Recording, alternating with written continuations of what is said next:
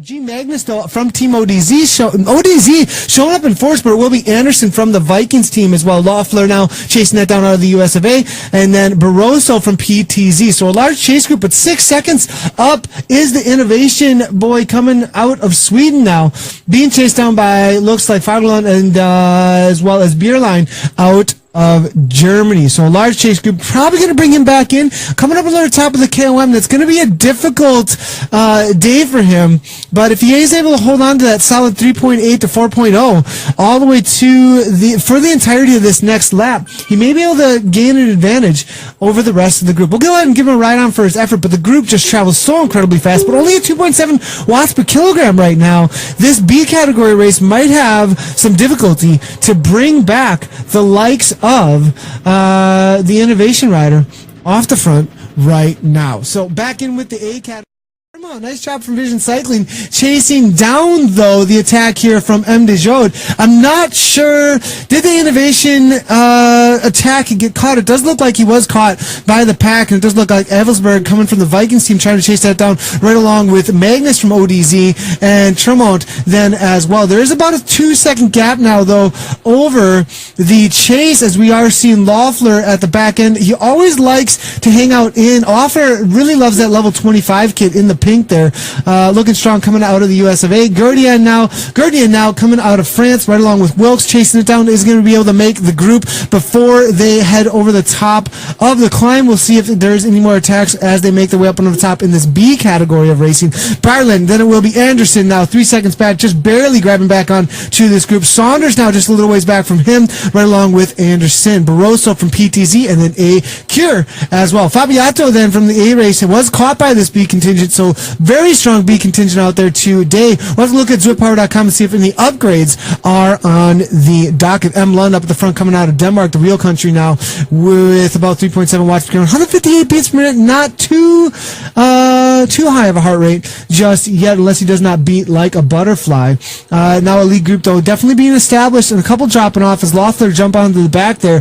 Does look like about 2 or 3 though unable to hang on to the paces will be Anderson from the Vikings team, hanging on to Saunders' wheel at 6.8 watts per kilogram, trying to chase that back down in this B category. If some of you are wondering what is going on, I'm seeing A and B and C and D categories. What are all these different categories all about? Zwift racing is for anybody, because it is for all different levels that have been nicely sorted out by what you can hold for a functional threshold power for 1 hour straight. Everybody has an FTP. What your functional threshold power is, what kind of power you can hold for 1 hour straight, tells you about what kind of fitness you have in comparison to other individuals. And so you take your functional threshold power test, your FTP test, and you get a wattage. You can see in the upper left-hand corner there, 295, 292, 200, 308, and you can also see a ratio on the far of the right-hand side of the screen there next to Anderson's name. There's 3.6, 3.4. So that's actually a ratio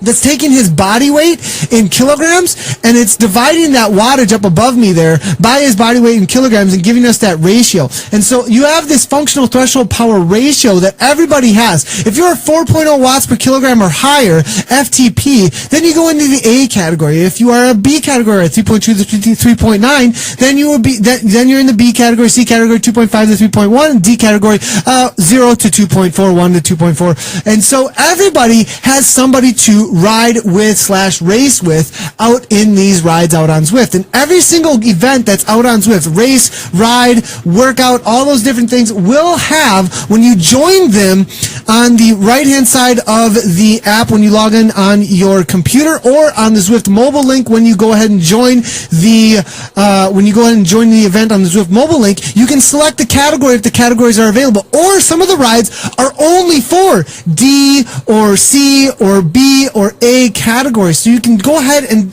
differentiate what kind of individuals and what kind of fitness levels and paces are going to be happening during that event and for the category you have selected. So as you can see here, these B riders right now are trying to hang on amongst riders that can all hold somewhere between 3.2 and 4.0 watts per kilogram, or 3.9-ish watts per kilogram for the duration of 1 hour. So it is for anybody. It isn't just for the elite racers that you see. You know, it's really awesome that Innovation still in there. KRT is in there as well. ODZ, did they get dropped off? I thought I saw an ODZ member in and amongst the group with Magnus, but I think he has been dropped from this front runner group now. Beerline with 9.2 watts per kilogram up and over the top of the climb now. Looks like the final attack for the B category will be coming from the German rider here, trying to drop them off, but it will be a Viking attack as well with that arrow power up over the top. Will there be a random number game in their favor? RNG in their favor up and over the top with another power up. If they get the double arrow here, and maybe the Vikings for the W here, will they take a lesson though from what we saw Johnson there from ODZ up over the top? Will there be an arrow power up attack on the descent from way out, or will they leave it to the sprint? It's all Grupo Compacto at this point. A little bit of break up between the riders and a few off the back, but I don't think it's going to upset these front runners, as we do see an arrow attack there coming from Gourdain out of France. Now making his way to the front will be TKBE as well in there with, who's coming from TKBE here? Will be M. Dijode actually coming from the Belgian team now as they make their way to the line now. Still about 10 riders or so in this group though. It looks like it's going to be a sprint finish unless we do see a similar attack with an arrow power up on this downhill. Doesn't look like it's going to be happening. Innovation with A Pain in there as well, bringing the pain in the legs now at 153 beats per minute, 263 watts or so. Gourdain now up the front. Who's it going to be? Innovation, Vikings. Will it be ODZ is still in there actually. Magnus could make it a double header attack double header win in the A and the B category for the sprint finish. I know that Magnus has got huge sprint effort actually that he can bring to the line at 1.1 watts per kilogram now at this point. Will he be able to throw down an effort? He's sitting in, waiting for the moment to pounce now, making our way to the front though. Rigderville now from Innovation now lining up, but now an early attack coming from the Frenchman now. Now here comes the Viking though with a double arrow power up though. He did get another one.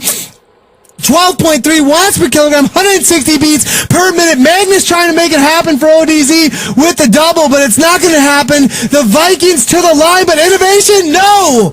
It will be Alvesberg for the Vikings, followed by Rigdervold, and then I believe Giljam.